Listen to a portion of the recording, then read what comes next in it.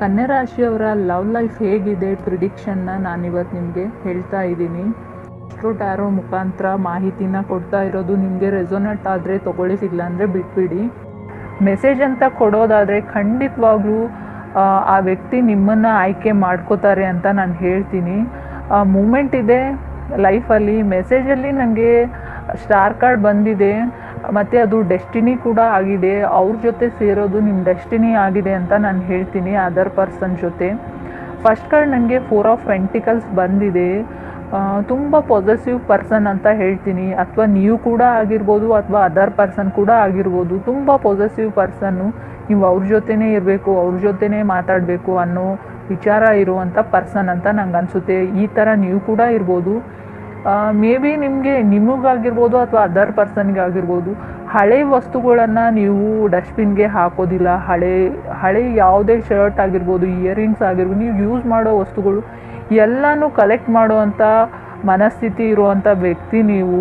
ತುಂಬ emotionally drained ಅಂತ ನಾನು ಹೇಳ್ತೀನಿ. ಮೇ ಬಿ ಅವರು ಕಟಕ್ ರಾಶಿಯವ್ರು ಕೂಡ ಆಗಿರ್ಬೋದು, ನೀವು ಕನೆಕ್ಟ್ ಆಗಿರೋ ವ್ಯಕ್ತಿ ಅಂತ ನಂಗೆ ಅನಿಸುತ್ತೆ. ಮೇ ಬಿ ನಿಮಗೆ ಆ ಪರ್ಸನ್ ಕಂಡ್ರೆ ತುಂಬ ಇಷ್ಟ, ಅದರ್ ಪರ್ಸನ್ಗೂ ಅಷ್ಟೇ. ಸೆಕೆಂಡ್ ಕಾರ್ಡ್ ನನಗೆ ಏಜ್ ಆಫ್ ವಾಂಡ್ಸ್ ಬಂದಿರೋದ್ರಿಂದ ನಿಮಗೆ ಆ ಪರ್ಸನ್ ಕಂಡ್ರೆ ತುಂಬ ಇಷ್ಟ ಅಂತ ಮತ್ತೆ ನಾನು ಹೇಳ್ತೀನಿ. ಮೇ ಬಿ ನೀವು ರೀಸೆಂಟ್ಲಿ ಏನೋ ಸೆಲೆಬ್ರೇಟ್ ಮಾಡ್ಕೊಂಡಿದ್ದೀರಾ ಅಂತ ನಂಗೆ ಅನಿಸುತ್ತೆ. ನೀವಾಗಿರ್ಬೋದು ಅಥವಾ ಅದರ್ ಪರ್ಸನ್ ಆಗಿರ್ಬೋದು, ತುಂಬ ರಿಸರ್ವ್ ಕ್ಯಾಟಗರಿಯಲ್ಲಿ ಬರುವಂಥ, ಮೇ ಬಿ ನೀವು ತುಂಬ ರಿಸರ್ವ್ಡ್ ಇರ್ತೀರ, ಯಾರ ಜೊತೆನೂ ಜಾಸ್ತಿ ಮಾತಾಡೋಲ್ಲ, ಬೆರೆಯಲ್ಲ. ನೀವಾಗಿರ್ಬೋದು ಅಥವಾ ಅದರ್ ಪರ್ಸನ್ ಆಗಿರ್ಬೋದು ಅಂತ ಅನಿಸುತ್ತೆ. ತುಂಬ ರಿಸರ್ವ್ ಆಗಿರುವಂಥ ವ್ಯಕ್ತಿ.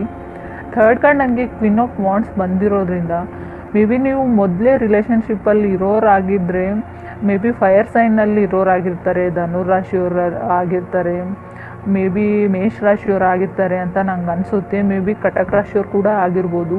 ನಿಮಗೆ ಆ ವ್ಯಕ್ತಿನ ಕಂಡ್ರೆ ತುಂಬ ಇಷ್ಟ.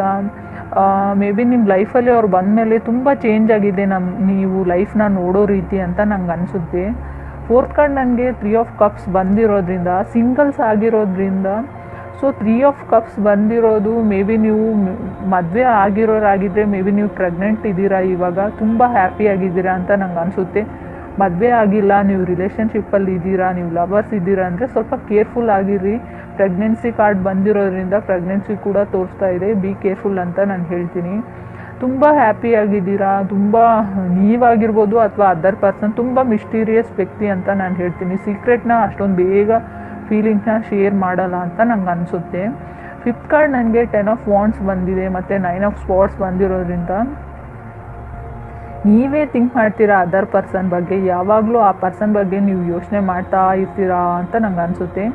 6th ಕಾರ್ಡ್ ನನಗೆ 4 ಆಫ್ ಕಪ್ಸ್ ಬಂದಿರೋದ್ರಿಂದ ಮೇ ಬಿ ಸಿಂಗಲ್ಸ್ ಆಗಿರ್ಬೋದು ಅಥವಾ ರಿಲೇಷನ್ಶಿಪ್ಪಲ್ಲಿ ಇರೋರಾಗಿರ್ಬೋದು. ಮೇ ಬಿ ನೀವು ಯಾರಿಗೋ ಅಪ್ರೋಚ್ ಮಾಡಿದ್ದೀರಾ, ನಿಮ್ಮನ್ನು ಅವ್ರು ರಿಜೆಕ್ಟ್ ಮಾಡಿದ್ದಾರೆ, ಅಥವಾ ನಿಮಗೆ ಯಾರೋ ಅಪ್ರೋಚ್ ಮಾಡಿದ್ದಾರೆ, ನೀವು ಕೂಡ ಅವ್ರನ್ನ ರಿಜೆಕ್ಟ್ ಮಾಡಿರ್ಬೋದು.